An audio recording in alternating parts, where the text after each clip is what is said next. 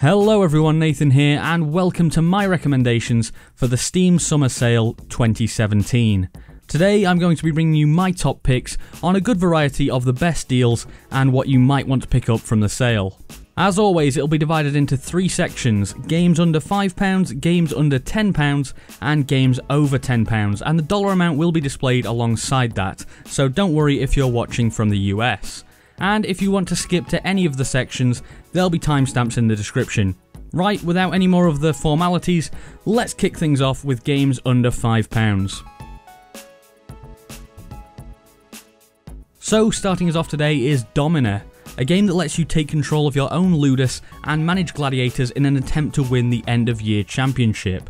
You'll have to train your gladiators, buy them weapons and armor upgrades, and improve your facilities, all while dealing with regular battles and random events, which can totally throw your plans off the rails. Now, there is a way to take control of your gladiators in the fight, which is an ability you can learn very early on, but personally I much prefer to watch from the sidelines and test how well I've built up my gladiators. Alongside that strong management gameplay, Domina has a charming and gory art style, and one of the best soundtracks around. I honestly didn't think I'd be playing this one for very long when I first picked it up, but now I've put in around 13 hours of gameplay and I'm thoroughly impressed with everything I've seen. Now, this one is still in development, even though it's actually out as a full release, but with the dev making regular updates and with the game being as fun as it is right now, I feel that with a price of £3.49 or $4.99, this one is definitely worth a look. Next up is one of my favourite games of the past few years. It's Middle-earth: Shadow of Mordor. Now, I know that the next game in the series, Shadow of War, is set to release in just a few months, but if you haven't played this one yet, I honestly couldn't recommend it more. Taking place as an entirely separate story to that followed the members of the Fellowship of the Ring, this game sets you free in the open world of Mordor in two different maps and lets you use stealth and Arkham-style combat to take on whatever targets you choose. Now, that's all well and good, but what truly makes this game special is the Nemesis system that gives each of your enemies a personality, with different strengths and weaknesses for you to use to your advantage in combat, and a hierarchy that changes depending on your actions in the game, making for one of the most fun and dynamic games in recent memory. So for just £3.19 or $3.99, I feel this is one of the best deals of the entire Steam sale, and if you want to set yourself up well to play Shadow of War in a few months' time, this might be the time to pick this one up. So, from a massive AAA title to a very simple concept, but one that belies a much deeper story. Reigns is a game in which you play as a series of kings and have to make decisions on a Tinder-style interface that affects different areas of your kingdom, and none of them can be allowed to become too strong or too weak, because if they do, it'll mean a bloody end to your reign and the start of a new king's time in charge. Now, I don't want to give too much away about the story or what's going on here as to why you keep coming back as the next king, but this game is not what it seems, and there is far more here than an initial impression would make you think. There's a good few hours of gameplay here with some difficult and interesting decisions to be made and multiple endings. Reigns is a really strong game and is available for 99p or $1.49. Stories: The Path of Destinies is next, a game built entirely around the idea of multiple endings. You choose your path through several different choices in the story to try and reach the best possible outcome, and every time you fail to reach that best ending to the game, it brings you back to the start and encourages you to change the decisions you made with the new knowledge that you now have in order to get a better outcome. These decisions are split up with beautiful looking levels with many different settings and pathways, and while combat is a little uninspired, it does slowly grow into a more complex system than the initial button mashing approach, as you learn new skills, and alongside that your character Reynardo's humour and excellent narration keep the game interesting even through its weaker points. For £2.74 or $3.74, Stories: The Path of Destinies offers an interesting experience and for me is well worth the money. Down to the penultimate game for this section then, and the cheapest game on this entire list. We have Oh Sir, the Insult Simulator. This game gives you a bank of different terms to build some hilarious and some nonsensical, scathing insults from. Now, you can play this game against real players online, but with this game not exactly being huge when it first came out even, and having been out for a while now, not all that many people are playing this one at the moment, especially as another version of this game has been released. However, I've still been able to find matches, and the option to play against AI, for me, mitigates the low player count. Now, to be clear, there's not a lot of depth here, but if you're the type of person who likes the thought of telling someone that their mother admires pictures of a grunting sow, then for 95 pence or $1.19, oh sir, the Insult Simulator might be the game for you. On to the final game of this section, and it's the only game that has been in every single one of my Steam sale recommendation videos, so I'll keep this brief. Dishonored is a fantastic stealth game that mixes an extremely interesting setting with a great aesthetic and some superb gameplay mechanics. Personally, I prefer this, the original Dishonored, over last year's Dishonored 2, and with this one coming in at just £1.99 or $2.49 compared to the £14.99 of Dishonored 2, I feel this is an excellent deal. And if you're looking to pick up a polished game that has stood the test of time very well, then Dishonored is worth your money.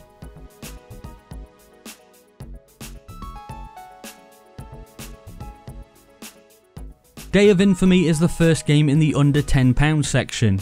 This is a realistic World War II shooter and offers something different than the major shooters on the market like Call of Duty and Battlefield.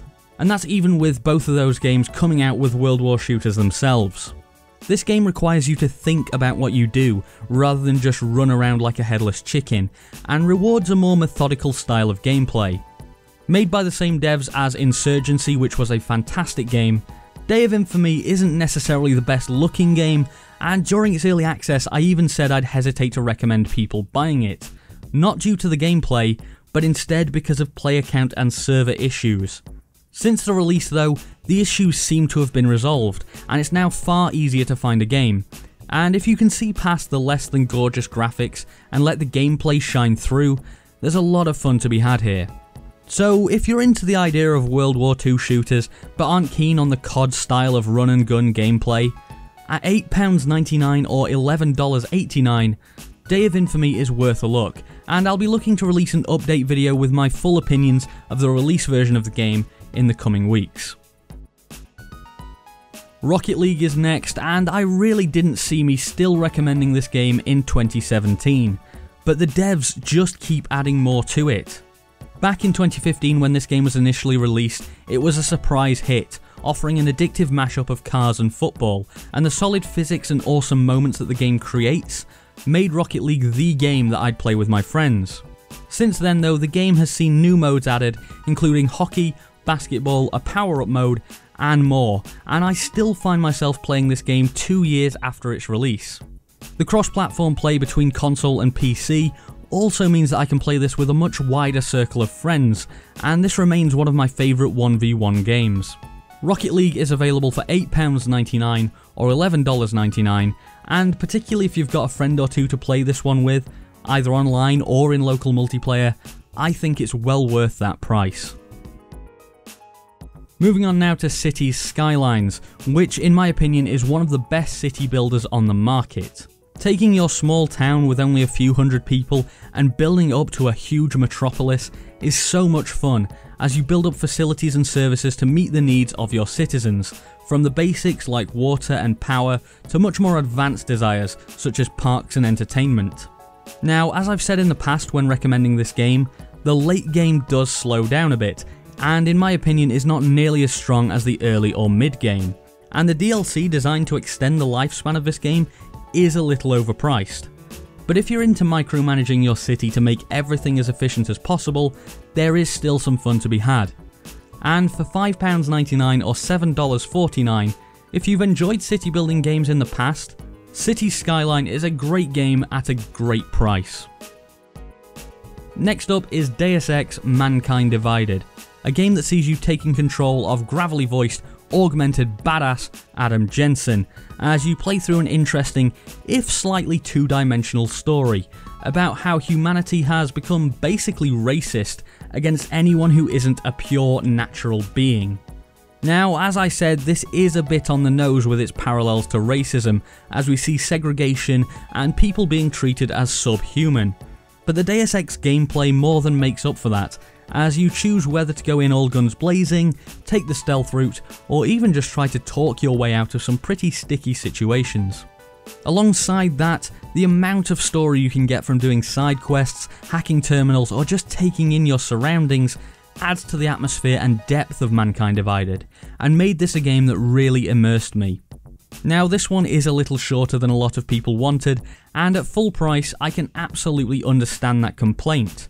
But for me this was one of my favourite games of 2016, and at just £9.99 or $14.99 less than a year after its release, I would highly recommend Deus Ex Mankind Divided. Rounding off the under £10 section is Doom, one of the best high-octane shooters on the market. Doom has fantastic gunplay and movement mechanics, and taking on hordes of demons feels fluid and incredibly fun. Using meaty weapons like the shotgun or missile launcher, and then mixing that with glory kills that not only look fantastic, but also maintain the flow of combat is amazing and makes for an extremely strong single player experience. There is also a multiplayer mode and a decent creative snap map mode which offers some replayability, but the strength here really is the campaign. And as a little side note, this is one of the best optimised games on the market, and if you've got a decent graphics card, you can easily see frame rates into the triple digits. As with Deus Ex, this is a game that only came out last year, and with multiple awards and critical acclaim behind this title, the price tag of £9.99 or $14.99 makes Doom a great deal.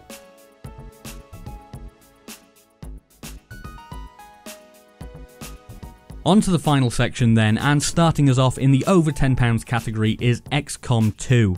This turn-based game assumes that you failed in your attempts to drive back the alien invasion in the first of the modern Xcom games, and has you fighting back against the now ruling aliens with a small guerrilla force.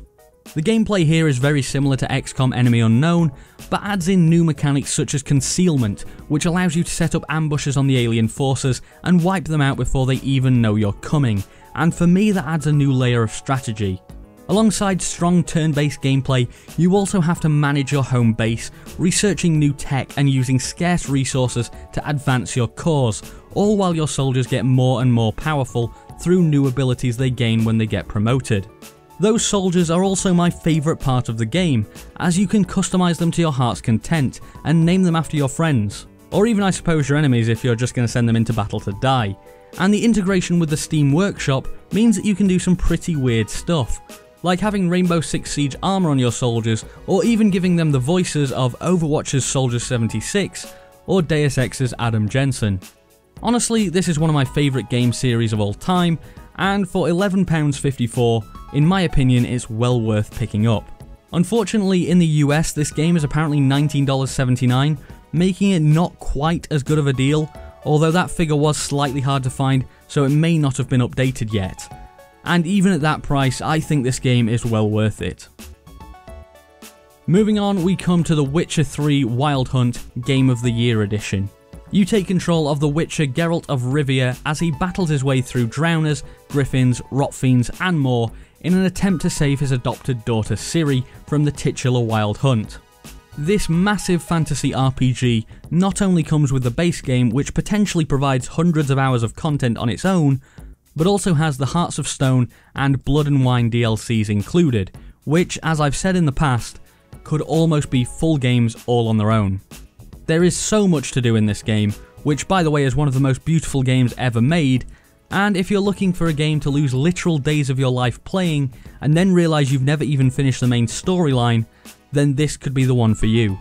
It even has Gwent, the card game that spawned a standalone because it was such a good time waster in The Witcher 3. So for £17.49 or $24.99, this might be one of the best value propositions in terms of how much content you get for your cash. It should be said that you can buy the non-Game of the Year edition for a few pounds cheaper, but I really feel that the additional content here makes this the version to go for. Almost at the end now, as we're at the second to last game here, and I've gone for Football Manager 2017. Now I realise that this one is a little bit niche, and if you're not into football, you're probably going to think this one isn't for you. But I've got friends who don't follow real life football, but still love this game.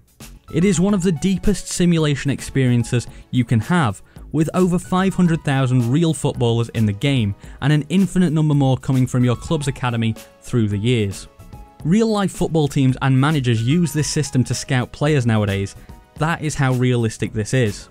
Setting your tactics to counter your opposition's plans, scouting out the best players and training them up to become global superstars is incredibly addictive, and I can attest to that, having put in over 300 hours on this game myself. Now, some people have said that this game didn't improve enough from Football Manager 2016, and there will be a new version of this game coming out, probably in October this year, so if you want only the latest, then maybe hold off on this one. But this is still a great game, even if it was a bit too iterative, and at £11.89 or $16.99, if you're looking for a deep management game, I think FM 2017 is worth a try. So on to the final game for this Steam sale, and I've gone for Hitman: The Complete First Season. This is a game that gives you freedom with wide open playgrounds and multiple creative ways to kill your targets, and that can lead to some either very cool or very funny kills. There is some hand-holding with opportunities revealing themselves, but you can totally ignore that if you like, and just do things your own way. Ideally, you'll be the silent assassin type that the game wants you to be, and nobody will even realise anyone's dead until you're long gone. But there's certainly been missions I've played through where I've had to fight my way out after getting impatient and just shooting my target in the face. Now, I wasn't fond of the idea of this game being an episodic release, and I dare say that after seeing the sales figures, Square Enix are regretting that strategy too. But now that the full game is out, I think it's a very good package, and offers a great experience with regular elusive targets and multiple ways to achieve your objectives, which offer plenty of replayability here. And while I couldn't find the US pricing for this one, since it's technically a bundle rather than a standalone game, for £15.89 in the UK, I feel the complete first season of Hitman is worth picking up, and I hope that someone in the US will have put the price for this one down in the comments. So check there if you want to find out. Right, so that's about it for the Steam Summer Sale for 2017. I hope you enjoyed the video, and if you did or found it in any way helpful, I'd be very appreciative if you'd click that like button down below. Let me know what games you've picked up in the comments, and subscribe for more like this if you haven't already. Anyway, I've been Nathan, thanks for watching, and I'll see you next time.